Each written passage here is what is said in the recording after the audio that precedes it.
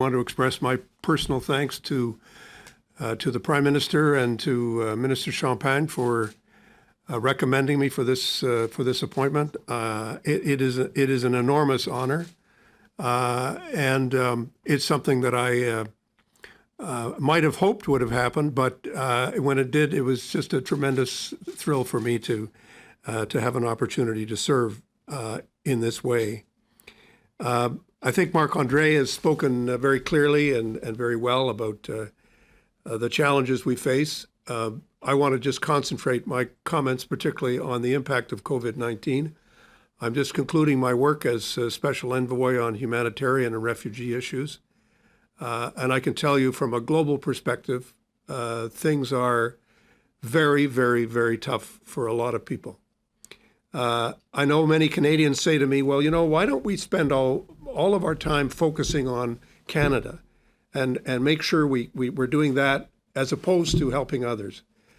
And it's always been part of the job of the ambassador to the United Nations to just say, look, we all care about Canada. We all care about Canadian citizens. We all want to put them first, and every government that's ever elected does that.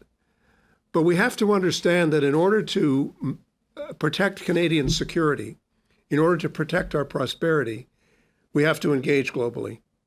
And in particular, we have to engage at a time when things are so difficult in terms of health, in terms of the condition of people, in terms of their prosperity, and in terms of the financial stability of the world, which then affects the political security of the world. If the world is half unemployed, if there is a vast army of people who have nothing to do, it is going to produce chaos in the world.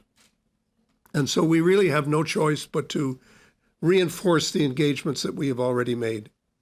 And I think that is going to be my job number one, is to convince Canadians of the importance of what we're trying to do, but also to persuade as many other countries as we can that we need to work together to reinforce, to renew, to rebuild a successful world order. And nothing short of that will do. I also have to say that from a personal point of view, this is a very special moment. As many of you will know, my dad was a diplomat, served in the Canadian Foreign Service for 40 years. He served as our ambassador to the United Nations in Geneva, as well as in New York. And when I was in politics, I used to joke that I was actually born in a log embassy. So I know what that condition is. But for me to be able to work in the same place as my father, and to be able to have his picture in my office and be engaging constantly in a sense that we're part of a very fine tradition. I think the Prime Minister has made the position of the Government of Canada very clear, and my job is to carry out the policy of the Government of Canada. I also have to say that I know every one of the people on that list. I have worked with them. I know them well, and I respect them. But I think it's important to understand that in the heart of government, in the heart of making difficult decisions, sometimes the solutions are not quite as easy as they might appear. So, of course, I've spoken with people about this issue, and I feel very strongly that the Prime Minister has, I think, stated an important value for Canadians and also an important reality. And I also think it's very important for us as a government together to work as a team to do everything we can within the framework that the government has set out to find a solution to the challenge of the very, very unfair and completely unjustified and unjustifiable imprisonment of 2 Canadian citizens.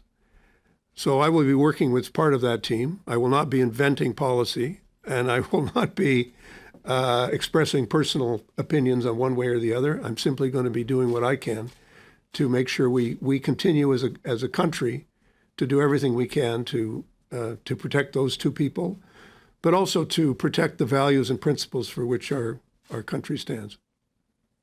You talked earlier in your remarks about how Canada just can't pull away from the UN. We need to be involved in these multilateral organizations.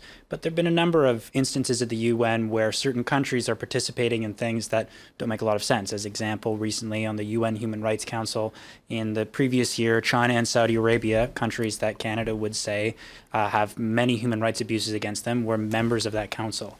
How do you square the idea that we need to be involved in these kind of organizations when there's clear issues with the people who are participating in them, like with that example? It would only get worse if we left.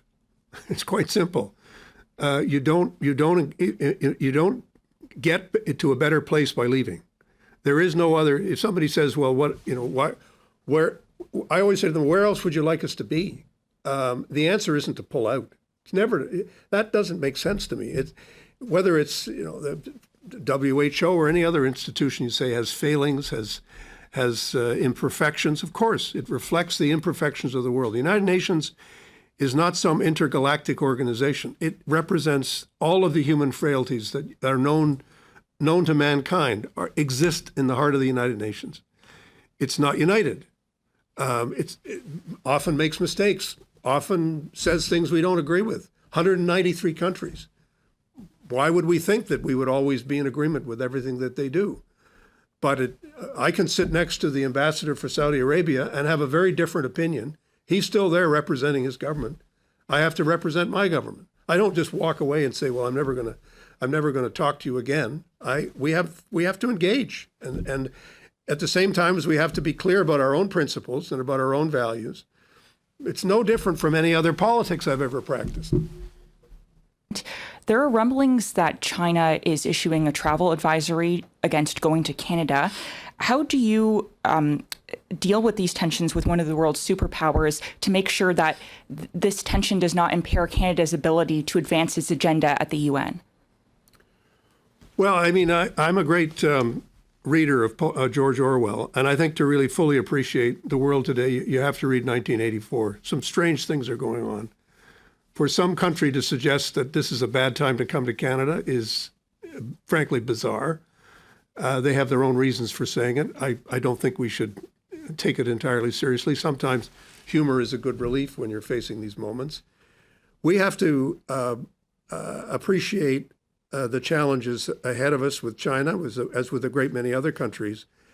But I'm not going to invent or improvise policies today on that. I'm going to really try to find out more what we have been doing. I think on something like this, you can rest assured our diplomats are working day and night to try to figure out what is the best path forward, and we'll continue to do that. I do believe very strongly, based on everything I've seen in the work that I've been doing as special envoy, which has taken me to a lot of international meetings and to a lot of discussions. People very much value the perspective of Canada. They very much respect the positions that we take and the thoughtfulness that lies behind our positions. And I think we have to continue to be proud of that and live up to that. But we should not be afraid to disagree if we disagree. And I think there are things that the Chinese government has done, which our Prime Minister has already expressed, and I'm simply repeating what he said. There is no justification for the treatment of these two Canadians at the moment in China. We have expressed strong concerns about the impact of what's happening with respect to Hong Kong.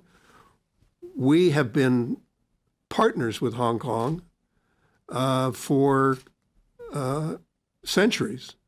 Canadian troops were defending Hong Kong at the time of the invasion in 1940. So we have a stake here, and we have interests. We have many Canadians of Hong Kong origin. So we're not meddling in anybody else's business. We're talking about our business, our relationships, which are important to us. And we shouldn't shy away from expressing those thoughts. And I was personally very glad that Mr. Champagne joined with the declaration with the other foreign ministers in expressing our concern about what's happened.